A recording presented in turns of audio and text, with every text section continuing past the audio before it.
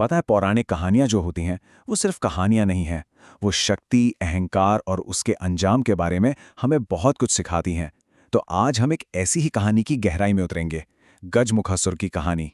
सोचिए जरा, क्या होता है जब एक वरदान, एक ब्लेसिंग, एक अभिशाप यानी कर्स बन जाता है? यही वो सवाल है जो इस पूरी कहानी की जड़ है। एक ऐसा वरदान जो किसी को अजय बनाने के लिए था, वही उसके विनाश का कारण कैसे बन गया? चलिए इस दिलचस्प कहानी को समझते हैं। तो कहानी की शुरुआत होती है एक असुर से, जिसका नाम था गजमुखासुर, और उसकी जिंदगी का बस एक ही मकसद था, इतनी शक्ति पाना कि उसे कोई हरा ही ना सके। और इसके लिए उसने भगवान शिव की बहुत ही कठोर तपस्या की। अब जब महादेव उसकी तपस्या से प्रसन्न हुए तो गजमुखासुर ने क्या मांगा? उसने मांगा अजेय होने का वरदान। उसने कहा, मुझे ऐसा वरदान दीजिए कि ना कोई देवता, ना कोई दैत्य और ना ही कोई इंसान मुझे मार सके। मतलब वो पूरी तरह से इनविंसिबल बनना चाहता था। महादेव ने कहा, तथास्तु। वरदान तो दे दिया, पर साथ में एक बहुत बड़ी चेतावनी भी दी। उन्होंने कहा, लेकिन याद रखना, इस वरदान का गलत इस्तेमाल भूल से भी मत करना। और यही वो चेतावनी थी जिससे गजमुखासुर आगे चलकर बिल्कुल भुला बैठा। और बस जैसे ही गजमुखासुर को ये बेहिसाब शक्ति मिली, वो महादेव की चेतावनी को तो मानो भूल ही गया।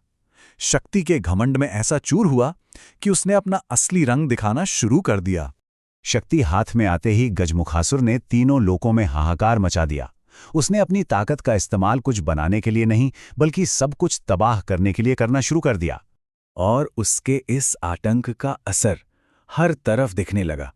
देवता एक एक करके हार रहे थे, पूरी सृष्टि का जो संतुलन था वो बिगड़ने लगा, और स्वर्गलोक में भी उसके अत्याचारों से उथल-पुथल मच गई।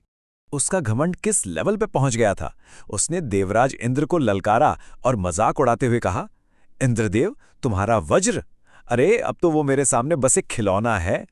सोचिए, शक्ति का नशा उसे किस हद तक अंधा कर चुका था। अब जब सारे देवता हार मान चुके थे, कोई रास्ता नहीं दिख रहा था, तो सब भागे भागे पहुंचे भगवान शिव के पास।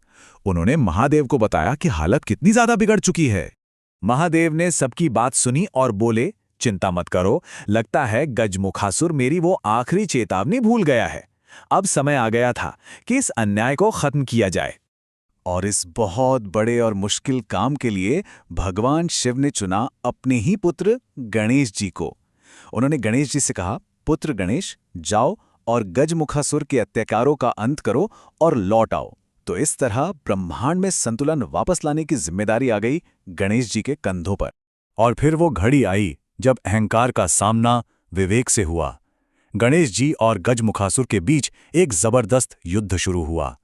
लेकिन गणेश जी को ये समझने में देर नहीं लगी कि महादेव के वरदान की वजह से साधारण अस्त्र शस्त्र तो इस पर काम नहीं करेंगे। तब उन्होंने अपनी बुद्धि का इस्तेमाल किया और अपने ही टूटे हुए दांत को हथियार बनाकर ऐसा वार किया जिसे कोई वरदान नहीं रोक सका। ये सिर्फ ताकत की नहीं, बल्कि बुद्धि की जीत थी। और बस उस एक प्रहार ने सब कुछ बदल कर रख दिया। सोचिए, युद्ध से पहले उसका घमंड कैसा था? वो चिल्ला रहा था, ये स्वर्ग अब मेरा है। लेकिन गणेश जी की बुद्धि और शक्ति के सामने उसकी एक न चली। जिस अजेय होने का उसे इतना घमंड था, वो एक पल में टूट गया। और जब हार सामने दिखी तो उसके मुंह से क्या निकला? प्रभु, हमें क्षमा कर दीजिए। देखिए कैसे एक पल में सारा घमंड चूर चूर हो गया।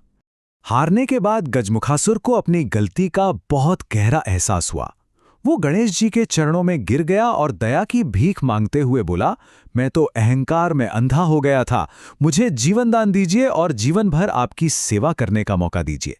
और यहीं से कहानी एक बहुत ही दिलचस्प मोड़ लेती है, क्योंकि ये कहानी सिर्फ एक असुर के अंत की नहीं है, बल्कि उसके पश्चाताप और बदलाव की भी है। और इसी से जुड़ा है गणेश जी के प्रसिद्ध वाहन का रहस्य। गणेश जी ने उसकी बात तो सुनी, पर उन्हें शक हुआ। उन्होंने पूछा, मैं कैसे यकीन कर लूं कि तुम फिर से ये सब नहीं करोगे? और सवाल तो बिल्कुल सही था, है ना? क्या उसका पछतावा सच में सच्चा था? तो अब अपनी बात साबित करने के लिए गजमुखासुर ने एक अनोखा रास्ता सुझाया। पहला कदम, उसने अपनी गलती मानी। दूसरा, उसने जीवन दान मांगा।